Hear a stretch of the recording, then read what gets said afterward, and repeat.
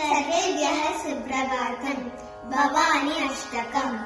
न तातो न माता न बन्धो न दाता न पुत्रो न पुत्री न भर्त्यो न भर्ता न जाया न विद्या न वृत्तिर्ममैव गतिस्त्वं त्वमेका भवानी। भवाब्दावपारै महादुःखभीरु पपातप्रकामी प्रलोभे प्रमत्तः कुसंसारपाशा प्रबन्धः सदाहम् गतिस्त्वं त्वमेका भवानी। न जानामि दानं न च ध्यानयोगम् न जानामि तन्त्रं न च स्तोत्रमन्त्रम् न जानामि पूजां न च न्यासयोगम् गतिस्त्वं त्वमेका भवानी।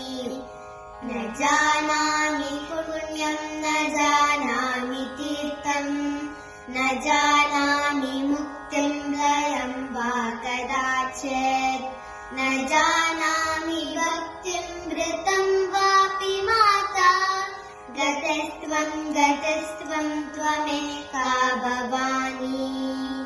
कुकर्मी कुसङ्गी कुबुद्धि कुदासः कुलाचारलीनः कदाचारलीनः कृदृष्टि कुवाक्या प्रबन्धः सदाहम् गतिस्त्वं त्वमेका भवानी। व्रजेशं रमेशं महेशं सुरेशं दिनेशं निशीतेश्वरं वा कदाचित् न जानामि चान्यत् सदाहं शरण्ये गतिस्त्वं त्वमेका भवानी।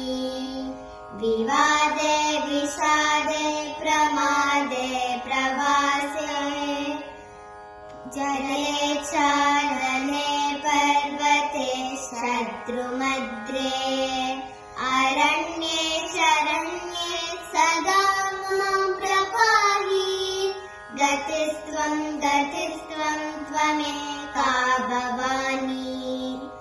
अनाथो दरिद्रो जरायोगयुक्तो महाक्षीणदीनः सदाचार्यवक्त्रः विवक्त्रो प्रविष्टः प्रनष्टः सदाहम्